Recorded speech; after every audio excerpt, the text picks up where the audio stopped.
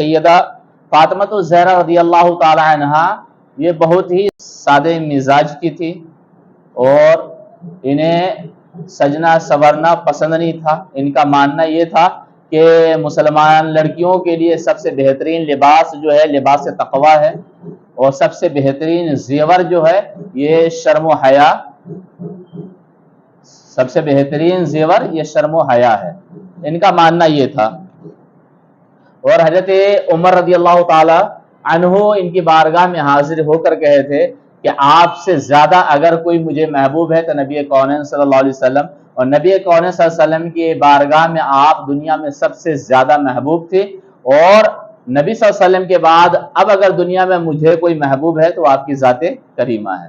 تو ہم مسلمان بھی یہی مانتے ہیں کہ نبی کریم صلی اللہ علیہ وسلم کے بعد کوئی ذات ہمیں سب سے زیادہ عزیز اور محبوب ہے تو وہ سیدہ فاطمہ الزہرا رضی اللہ تعالی عنہا کی ذات کریمہ ہے۔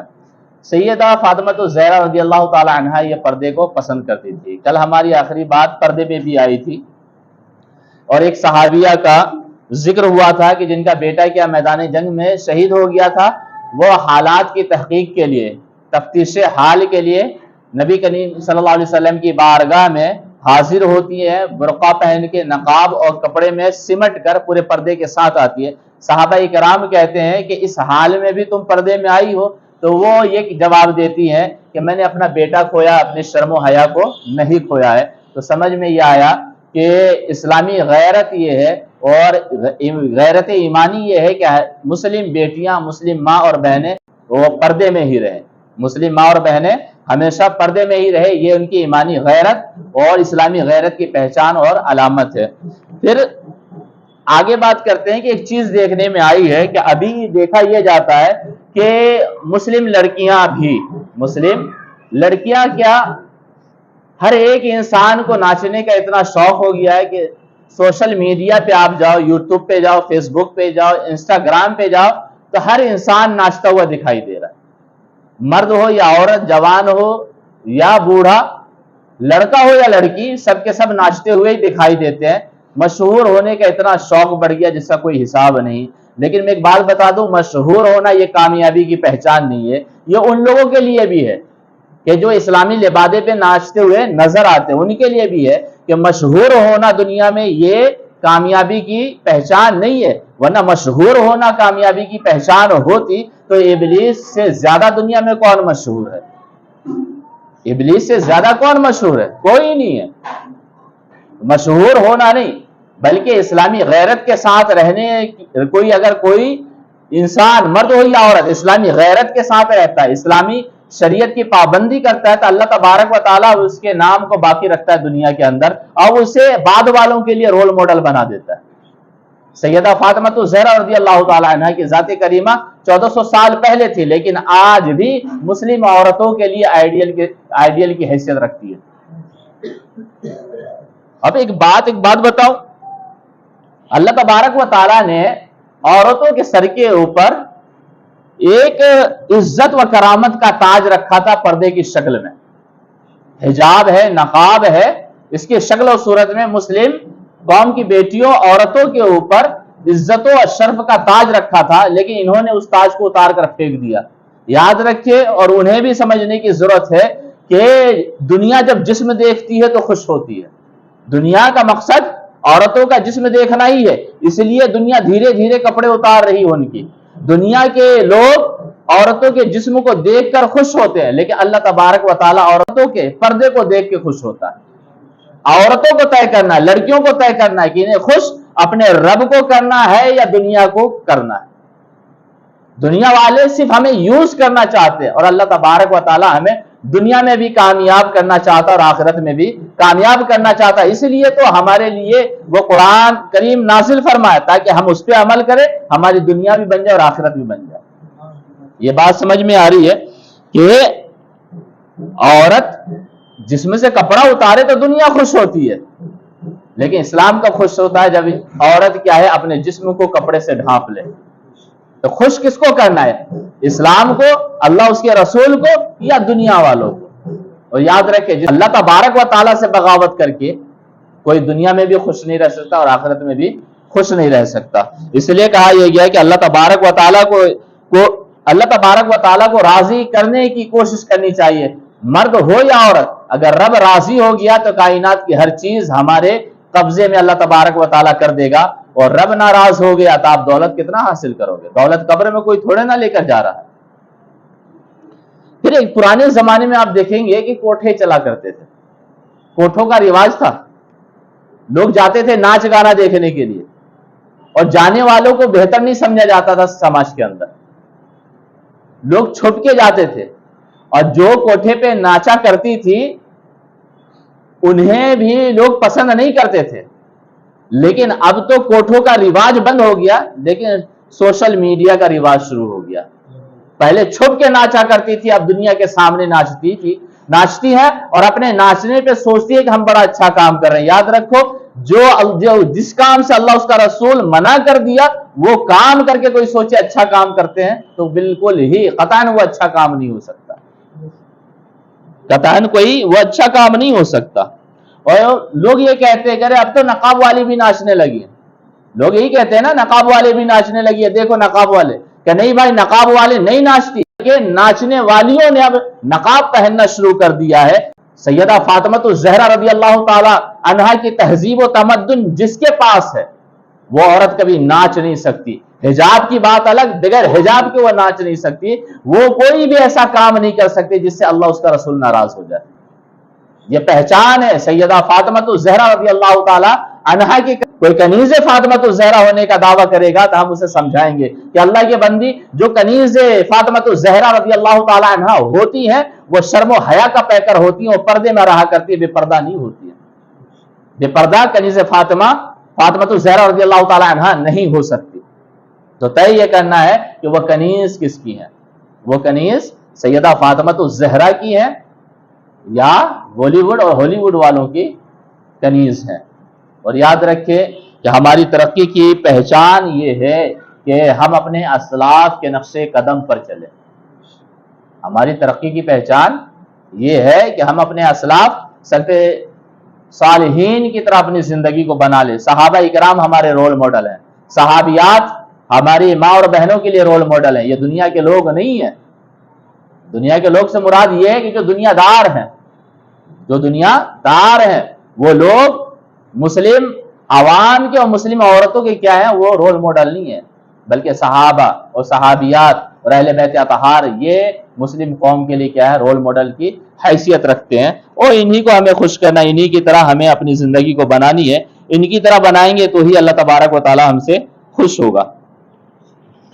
تو یہ بات یاد رکھیے، ایک بزرگ سے سوال ہوا تھا کہ آج کل تو داڑھی والے بھی چوری کرنے لگے، تو انہوں نے کہا تھا نہیں صاحب، داڑھی والے چوری نہیں کرتے بلکہ چوروں نے داڑھی رکھ لی ہے۔ وہی کہتا ہوں، نقاب والے ناچتی نہیں ہیں بلکہ ناچنے والیوں نے نقاب پہننا شروع کر دیا ہے۔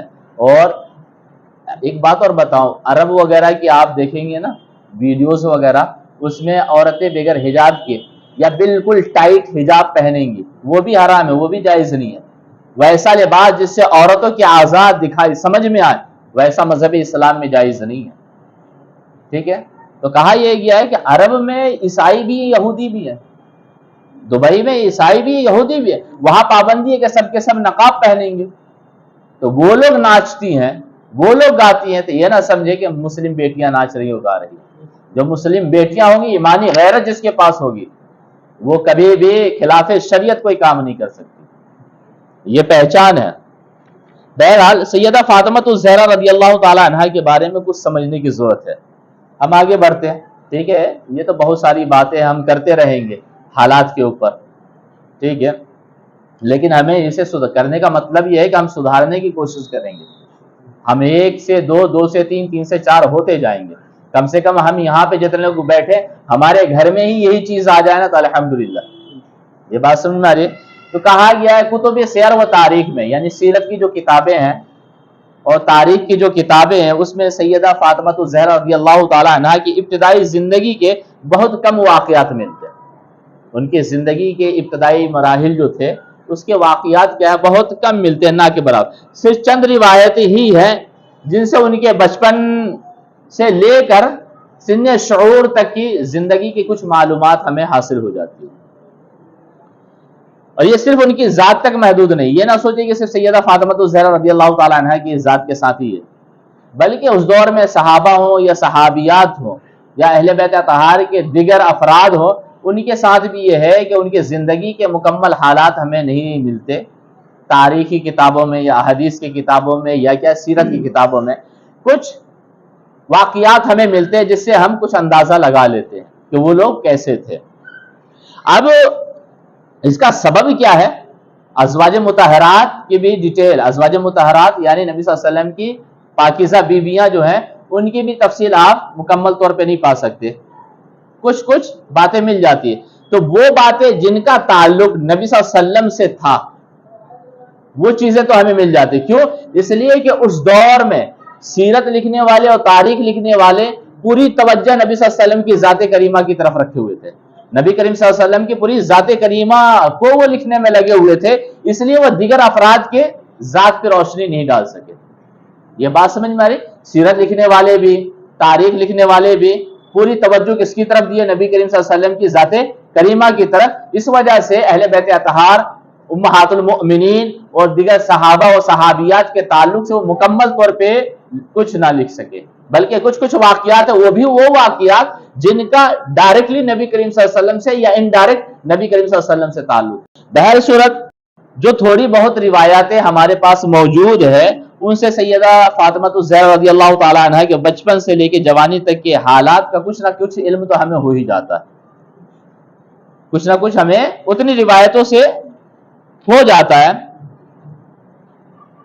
اب ان روایتوں سے پتہ یہ چلتا ہے کہ سیدہ فاطمہ الزہرا پیدائشی طور پہ، فطری طور پر نہایت ہی متین اور تنہائی پسند طبیعت کی مالک تھی، وہ بھیڑ بھاڑ پسند نہیں کرتی تھی۔ بچپن میں بھی انہوں نے کبھی کھیل کود کو پسند نہیں کیا، بچپن میں بھی جیسے عام طور پہ بچے کھیلنا کودنا پسند کرتے ہیں، سیدہ فاطمہ الزہرا رضی اللہ تعالی عنہ یہ سب پسند نہیں فرماتی تھی۔ نہ گھر سے کبھی بلا ضرورت باہر نکلی، اپنے گھر سے بلا ضرورت کبھی باہر نہیں نکلی، ضرورت کے وقت جب بھی نکلی تو بچپنے میں بھی پورے حجاب و پردے کے ساتھ اپنے گھر سے باہر تشریف لائی ہے۔ اور ایک بات سمجھے کہ ہم عورتوں کو پردے کے لیے کیوں کہتے ہیں؟ آپ بچے کو اکثر اماموں کے پاس لے کر آتے ہیں کہ حضرت اسے پھونک مار دیجئے، اسے جھاڑ دیجئے، کیوں؟ اسے نظر بد لگ گئی ہے، نظر لگ گئی ہے، نظر لگ گئی ہے۔ تو ہم بار بار اپنے بچوں کو کہاں لے کر آتے ہیں؟ امام صاحب کے پاس، عالموں کے پاس، یا جو دعا تعویذ کرتے ہیں ان کے پاس، کہ بچے کو تو جو نظر بچے کو لگ سکتی ہے، بچپنے میں انسان خوبصورت ہوتا ہے اس وجہ سے، تو جب جوانی میں جو لڑکی قدم رکھی ہے اور وہ اس کے حسن و جمال میں نکھار پیدا ہو گیا ہے، تو سوچے اگر وہ بے پردہ آئے گی تو اسے کتنی نظر لگے گی۔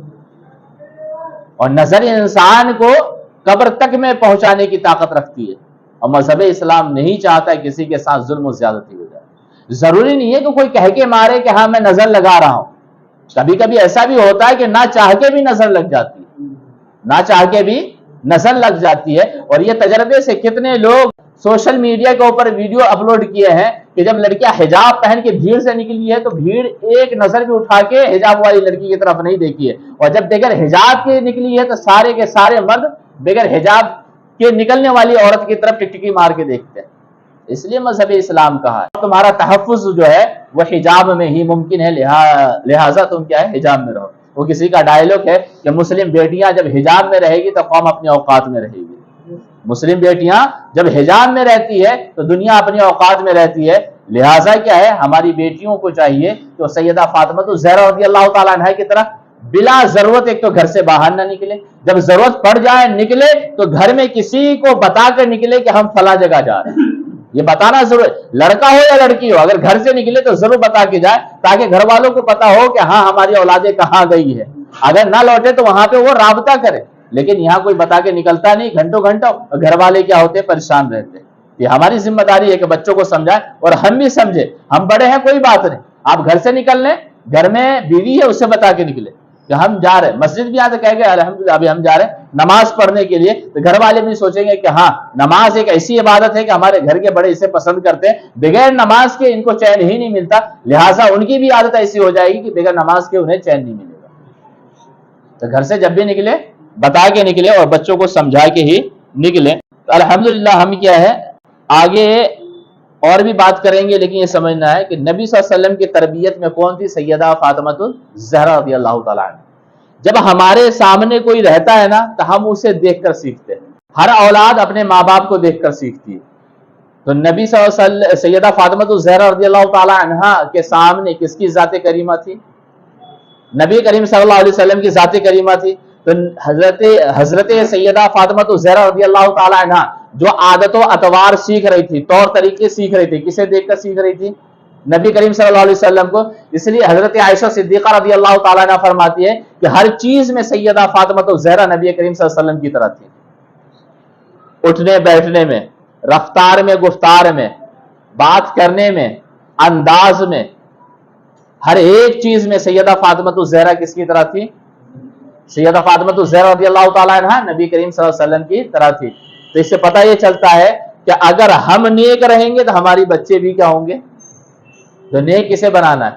سب سے پہلے خود کو بنانا ہے. ہم خود نیک رہیں گے تو ہمیں دیکھ کے ہماری اولادیں نیک ہو جائیں گی، اور ہمارے گھرانے کو دیکھ کے ہمارا پڑوسی نیک ہو جائے گا، اور ہمارے پڑوسیوں کو دیکھ کے پورا علاقہ نیک ہو جائے گا، اور ہمارے علاقے کو دیکھ کر پورا ضلع کیا ہو سکتا ہے؟ نیک ہو سکتا ہے. اس لیے کہا گیا ہے دوسرے کو نہ دیکھیں، خود کو دیکھیں. خود کو سنوار لیے تو آپ سمجھ جاؤ کہ پوری دنیا سنوار لیے.